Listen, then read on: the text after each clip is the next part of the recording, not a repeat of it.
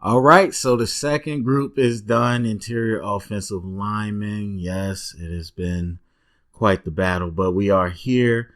Yeah, I would definitely say check out the first position group, offensive tackles, to kind of just understand how it kind of goes.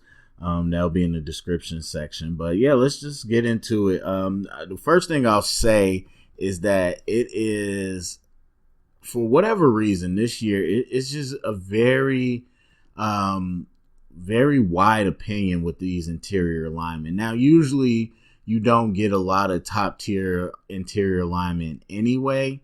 I think centers, for whatever reason, have been getting more buzz in the last handful of years, but overall, you don't really get interior linemen as a consensus top player. Usually they're kind of mixed and they can go in a wide range of rounds. So I'm used to that. But yeah, but usually you just have some type of consensus. I'm telling you, I look at 3 to 4 different sources and the rankings on these players vary widely. They vary widely. Some people have a guy's number one guard and the other person has them as a 4th round guard, and it's all over the place. So with that being said, I'm just giving you that warning because I'm gonna try to get through the ones that I really have something to say about, but it probably won't be everybody, and it's a little bit all over the place.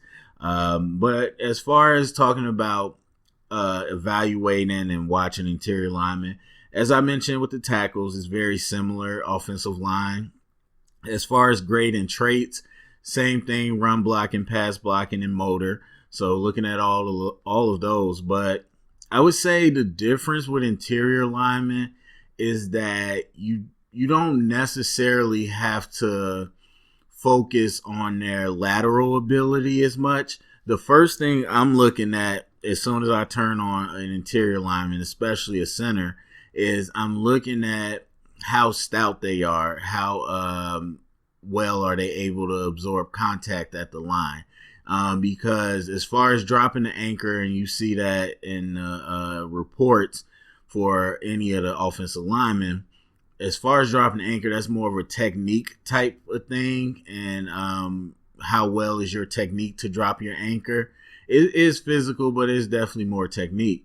But as far as your ability to be stout, that isn't exactly you dropping anchor. That's just your body control, your core strength, your overall strength to absorb that contact, the initial contact. So once they start driving you back, then you can drop your anchor to help stop that. But I want to see, like, if it's a blitzer or if it's just a big lineman who fires off the ball, what's your ability to absorb that contact? And it's very important with the center.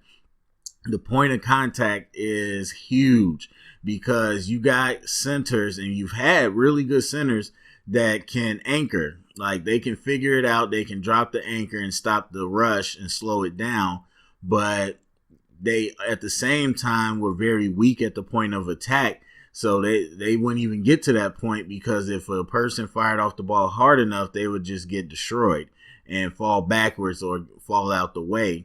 And so that's what you want to see. Now, I would say typically you don't see that a whole lot, especially because these prospects comes from bigger schools, and bigger schools usually have stronger kids.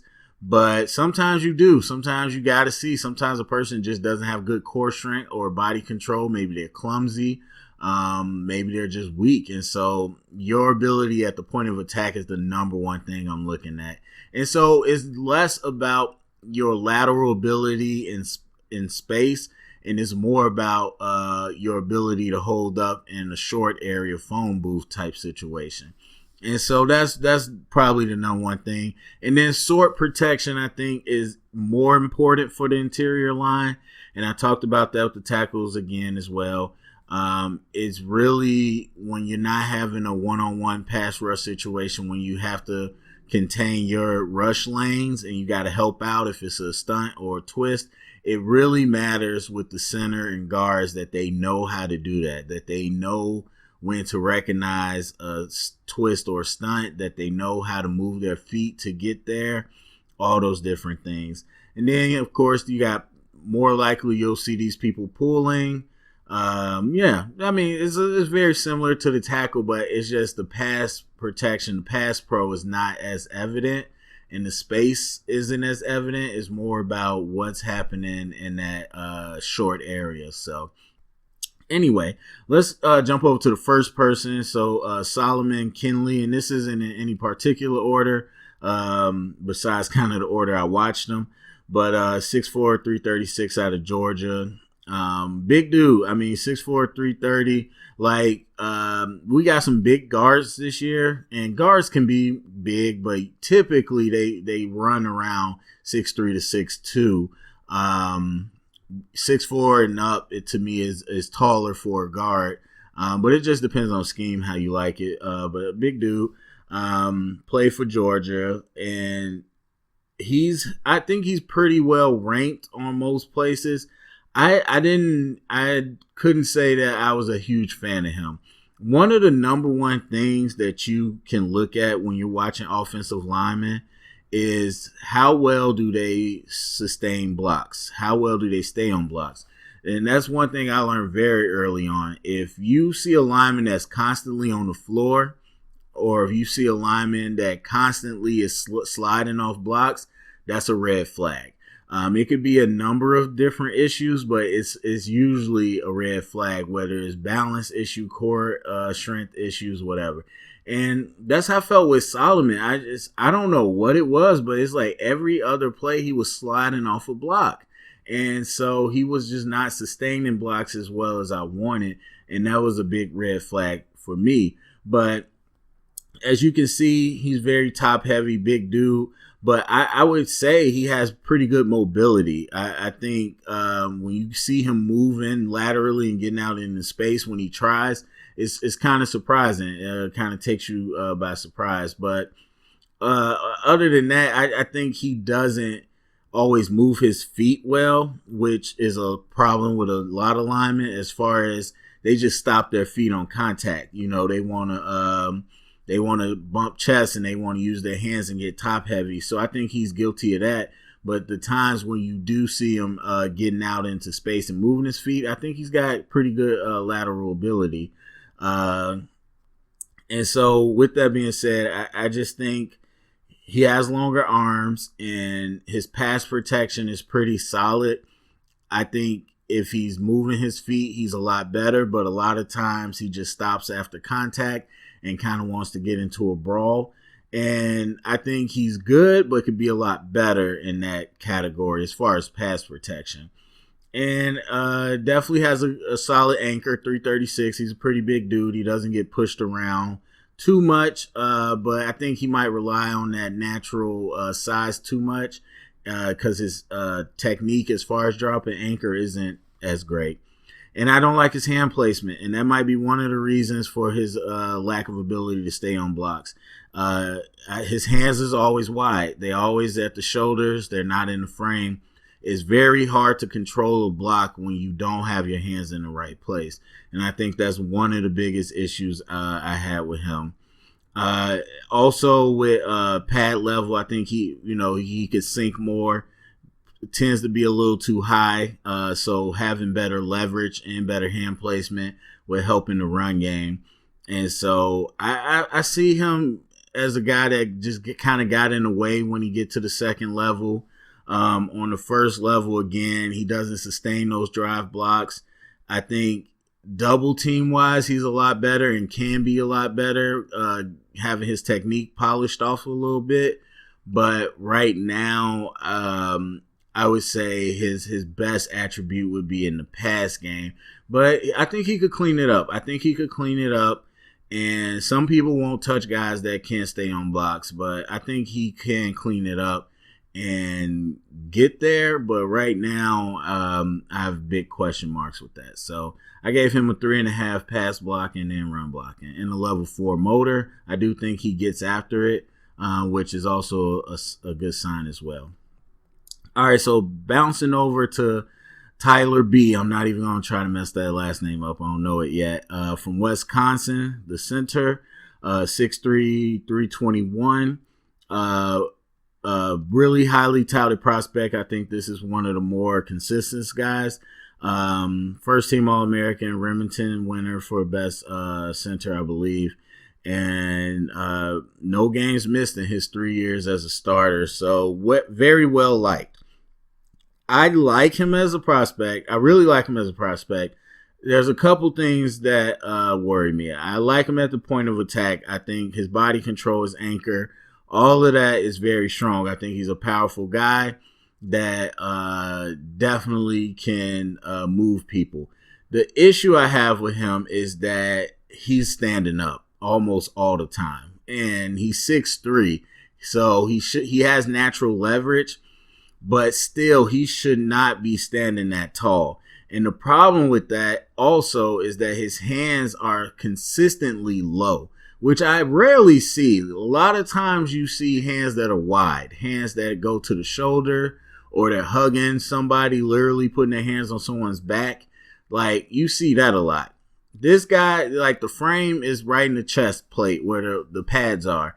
His hands are typically around the stomach, and I don't understand why he does that, but he does. And so those two things, lack of leverage and lack of hand placement, really hurts his ability to drive block. Now, the other thing is, for a Wisconsin team, he didn't drive block almost ever.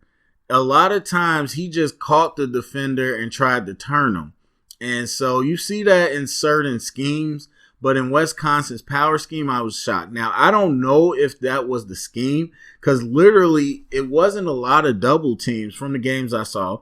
It wasn't like any double teams with the center.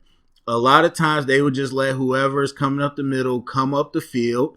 He would catch them and turn them, and they would, the ball would go downhill the other way or whatever way it's going. And so it does take some strength to, move a guy like that. But at the same time, I didn't understand. He didn't drive block. And even if he did ask him drive block, to be honest, with his hands that low and him standing up that high, I don't think he would have moved them that well. But it kind of felt like a draw play most times. It wasn't a draw play, but at least his assignment, where, they let you come up field and then they turn you and get you out the way. That's how it felt like they asked him to block. Instead of double teams, fire off the ball and move people. So I'm not saying that he can't do it. I just didn't see him do it. And honestly, I really didn't like where his hands were, and I didn't see him drive block. So it's hard to say. Everything else, though, I like. I mean, the zone stuff was really good. He pulled all the time. I think he's a great puller. So whether you had him at guard, I think he would do great at that as well. But he can pull from the center position. And again, very physical. His hands, like I said, they stay low, but he will maul people. He will kind of wrap them up and get physical, especially on the second level. As far as a blocker in space, I think he needs to get better as far as his angles. And he's not as nasty on the second level as he is on the first level. So I like to see that a little bit more. But right now I'm leaning towards his pass protection. I think it's very solid. I think he definitely knows how to help block and sort protection. He definitely can anchor and take that bull rush. He might get a little too physical with the first target and kind of misses loops and second defenders. So you might want to work on him with that. But in the run game, I'm curious. But I would have to guess by looking at his resume that he can do the things I didn't see him do. It's just, it's hard for me to say. But even with that, I think with his physical ability, his IQ and everything, I gave him a level 4 pass blocker, level 4 run blocker, and I gave him a level 4 motor. Okay, so let's go down to John Simpson from Clemson. 6'4", 330, really big dude as well. Second team All-Pro, 2 years as a starter. And so John Simpson played left guard, probably might be more of a right guard. Another guy that I think has pretty surprising movement skills for his size at 330. I think he moves fairly well. And might be a little more than you expect him to be able to do.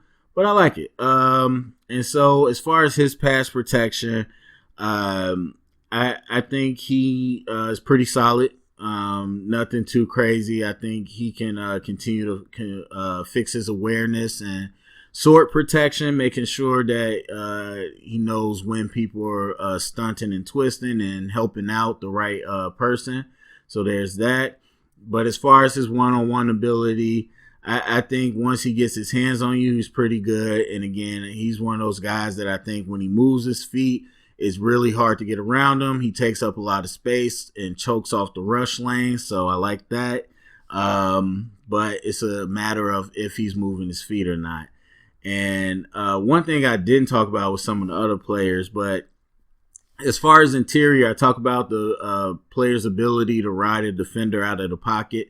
So it's very similar to what you see with the tackles when somebody hits the edge on them and they got to push them around the hoop and out of the quarterback's way. Very similar thing when we're talking about inside. It's just, of course, a tighter hoop that you got to do. And so usually you got bigger defenders inside. And so it's more about strength than it is about speed. But sometimes you'll get a loop or a stunt and it's a linebacker or a corner and you do got to ride them out of the pocket as well. But usually it's a big dude. And when they start rushing upfield, you got to be able to redirect their momentum and get them around the quarterback instead of having them go to the quarterback. So I talk about that as well with some of these players.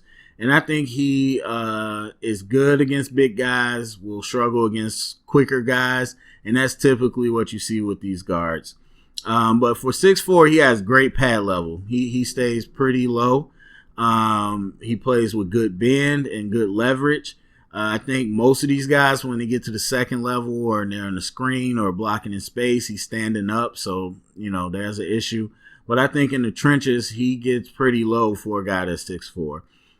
Really good anchor. I think he could do better techniques similar to Georgia Kindley. I think he relies a little bit on his size too much. Hands are very wide. Once again, bad hand placement. I think that could very much help out his overall game and ability to move people. And so there's that. Average puller, I think as quick as he might be laterally for 330, he's not a guy that's going to be able to have a huge range as a puller or be a guy that's going to block in space extremely well. So I would say he's about above average. So nothing too super mobile, just a little more surprising than you might think for 330. I like his leg drive. Again, better hand placement would help. And overall, I like him as a prospect. I think he fits everything you want. He just needs a technique upgrade. But I would put him over Kindley in my opinion. So that's level 4 block, pass blocker, level 4 run blocking, and 3.5 motor. Okay, so now we got the duos. We're going to jump into the duos. We're going to start first with the Oregon duo. And I want to say this man's name is Shane Limois, but it might not be. But you got Shane out of Oregon, second team All-American, AP All-American, 4-year starter, 6'4", 316. So not overly big, but pretty good size. And he is very interesting. I think whenever you talk about Oregon, you got to recognize their ability to zone block is incredible. I mean, for whatever reason, they really stuck to that tradition, and their zone blocking technique is impeccable. Not to say they're all physically great at it, but their technique, they really understand movement. They understand leverage. They understand double teams. They understand how to block a linebacker. Their angles are great. So all that goes without saying. The zone stuff is 100%.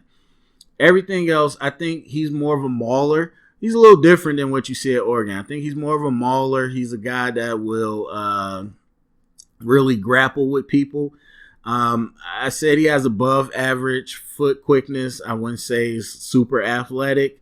So there's that. But great body control. I think he has good balance, good strength, functional strength, and everything.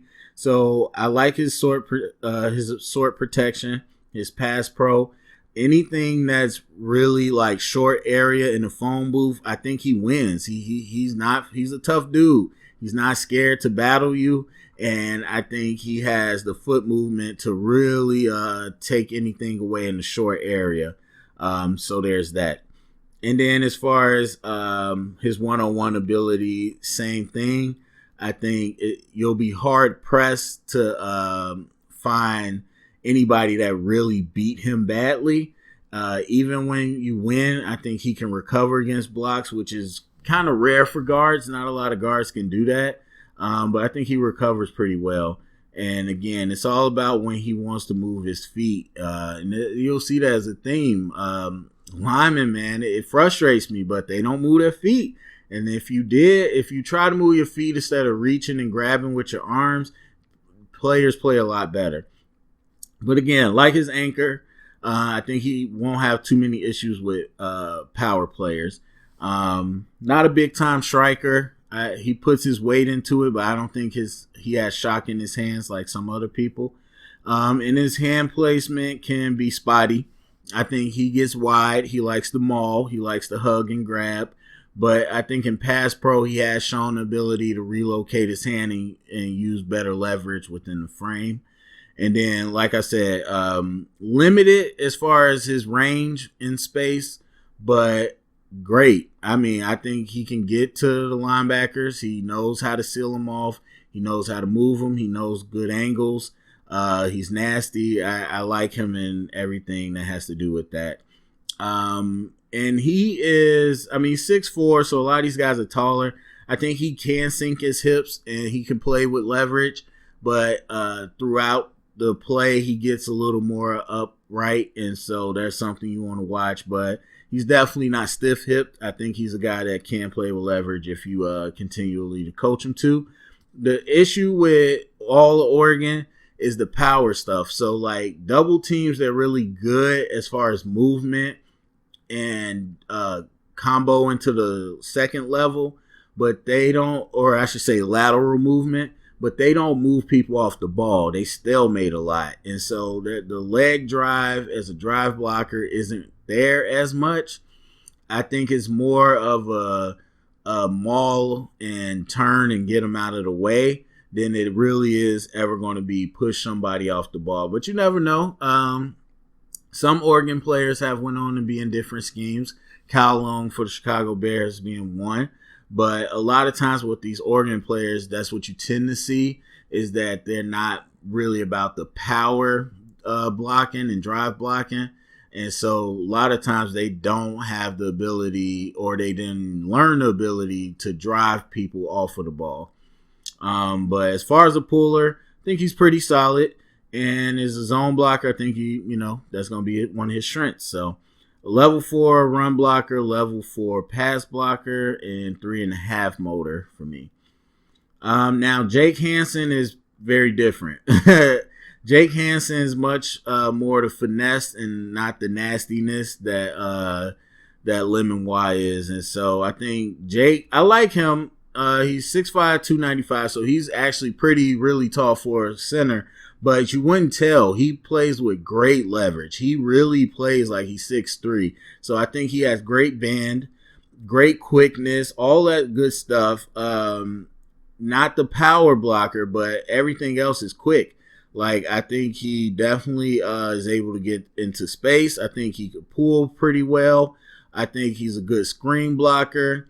As far as pass protection, he's really good with help. He's got a lot of range. He can get from this point to that point to help out multiple targets.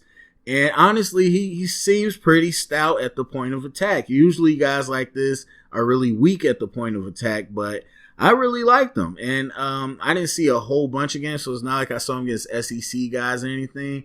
But I think he plays some fairly good competition in the Pac-12. And so maybe somebody like in the NFL would be too much for him. But for me, it looked like he had good body control. It's not that he didn't move at all when you tried to bull rush him. It's just that he knows how to leverage his body to where he's not getting walked back into the quarterback. And so to me, that says that I think he has good enough core strength where he can be stout at the point of attack.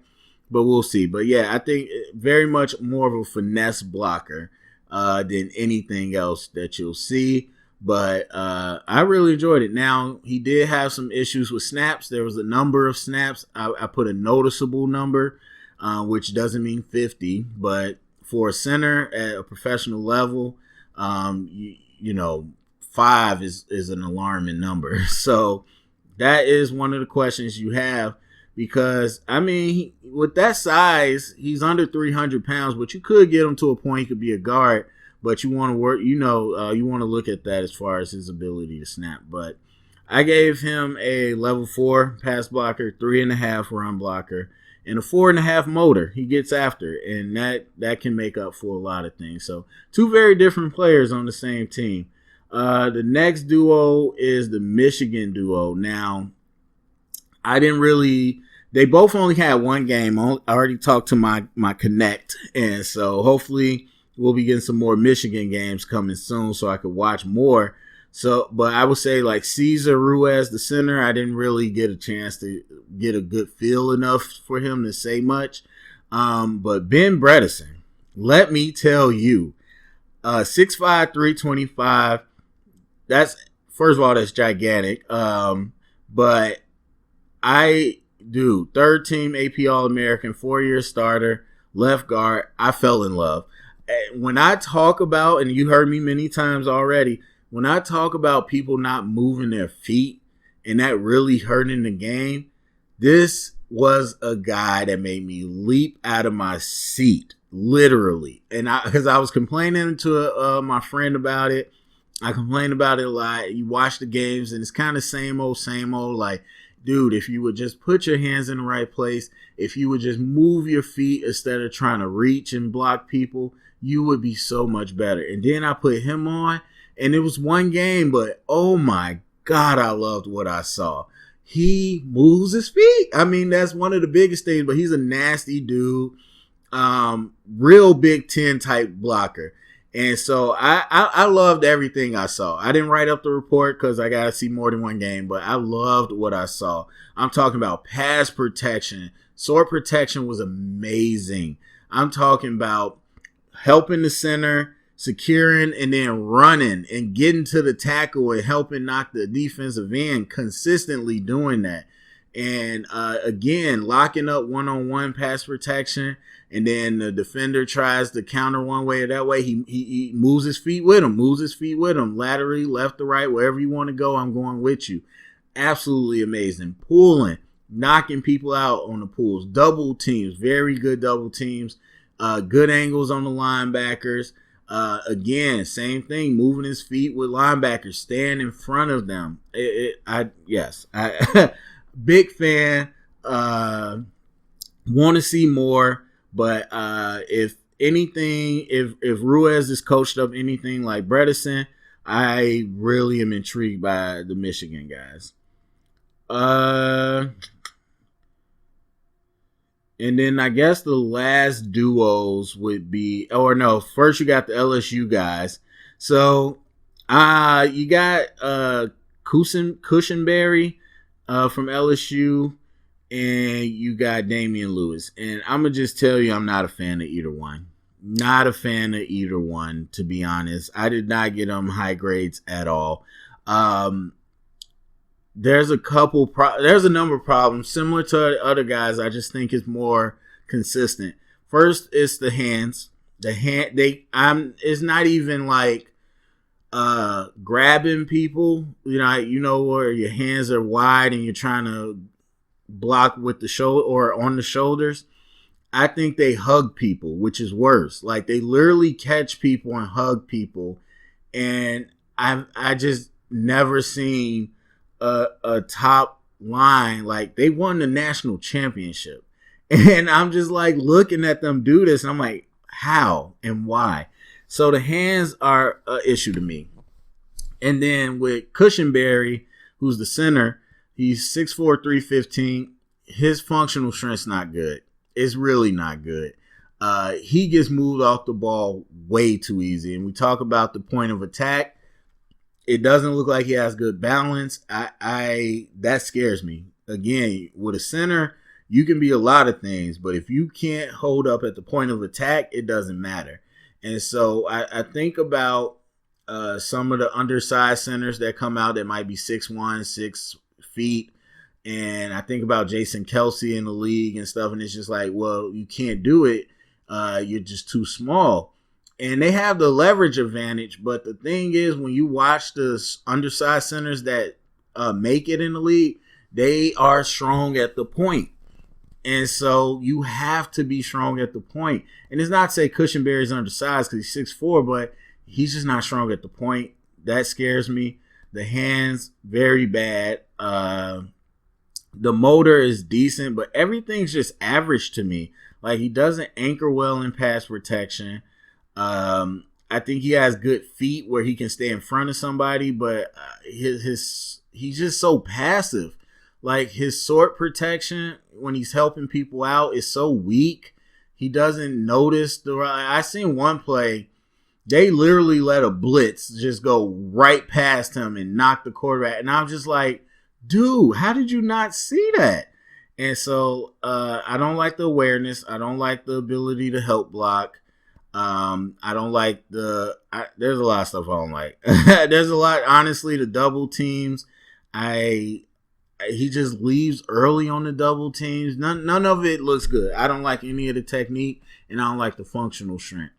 Damian Lewis, I think much better functional strength. He's 332 pounds, but very limited as an athlete, very average motor, and very bad technique. I am not a fan of either one of them. And then the last two that I would mention, so you got out of Louisiana Lafayette, there's Robert Hunt, who is talked by some people as a very top guard prospect, but he played tackle this year. He played a different season at guard, but he played tackle this year, so I'm evaluating him as a tackle. I do think he projects as a guard, and they don't have a whole lot of tape, but I watched a little bit of him. But then his teammate, interestingly enough, Kevin Dotson, who was the right guard, he actually was first team AP All-American. And so he isn't getting as much talk as Robert Hunt, which is interesting to me because you got a guy in Louisiana that got first team AP All-American. That speaks a lot. And so I watched both of them. And the thing is, I like them both a whole lot, but it's the small school factor. We didn't see them on tape against any big competition. And so yes, they dominated the competition they played, which is what you want to see. If you're a small school prospect, you better dominate competition. So they did that. But again, it's just like, well, what is their level of capability of doing that to bigger competition? So I know Dotson's in the Shrine game that went past, and I think Robert Hunt's in the Senior Bowl, so that'll help get a feel for them. But I like them. I think they're well coached. I think they're very big power blockers.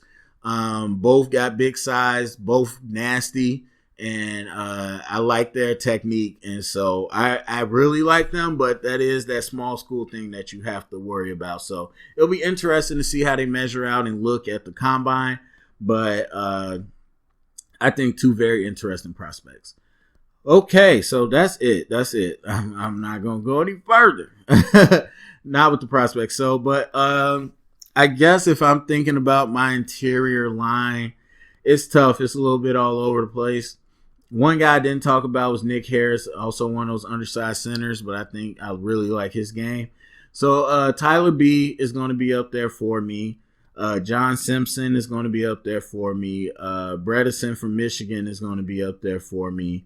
And I think Lemon Y is also going to be up there for me. And then Robert Hunt and Dotson as well. So, yeah, that's where I'm at. So we're going to do the real grade real quick. Looking at the draft from 3 years ago, 2017. And today we're doing the New Orleans Saints. I forgot to mention that up top, but we're doing the New Orleans Saints. So let's check out their draft. And so they have 3, 6, 7 picks. And 6 of the players are still on the team. One of the players, the last Al Aquadin Muhammad, is on the Colts, I believe, but still in the league and actually gets starting reps. And so not only is he still in the league, he's contributing in the league. And so that's a big plus as well. But as you can see, they had 2 first-round picks, a second-round pick, 2 third-round picks, all premium round picks. And so with this, it is that more pressure to make sure you hit because you got better choices available to you. So Marshawn Lattimore quickly became one of the more top corners out there. I still think he is. Some would say had a down year or maybe struggled this year. Definitely showed some frustration. But, definitely had a big career to start off with in those first 2 years. I don't think anybody would argue that, especially his rookie year. Some people might not see him the same now, but I still think he's an upper echelon starting corner as a top 15 pick. So I think that paid off dividends. I like that pick. Ryan Ramczyk, which to me, I just don't understand how he went after Garrett Bowles, but whatever. Not a big tackle year that year. People had a lot of questions about him. They traded back up, I believe, in the end of the first round to get him, but he's been an all-pro. He's an all-pro this year. I think he was an all-pro last year. And so, huge home run there, especially at the end of the second round. Marcus Williams, safety, has been starting for the team as well. Alex Anzalone has been hurt, but starts. He plays when he's healthy. Now that's the thing though, that when they took him, he was an injury risk even in college, and so taking him in the third round was a slight bit of a reach, but he's been a really good player when he's on the field. Alvin Kamara, we know, but we saw this year as well, so it'll be interesting. And this is, again, why you wait 3 years, because if you do it just 1 year after, Alvin Kamara is the best player in the league. It went nuts. And now this year it was like, okay, he wasn't as effective, but I have a whole conversation about Alvin Kamara, and yeah, I'm not going to get into that, but safe to say either way, even if he didn't contribute the same way, big home run for a third round running back. Trey Hendrickson, also more of a reach, I think, at that point. Well, it depends. I mean, for me personally, I didn't know if I would take him in the third round. And he's developed. He's been decent, but hasn't been anything crazy. He starts here and there, but more of a rotational guy. They will rotate a lot of people on that D-line. I don't have a big issue with this pick as far as the way he's turned out.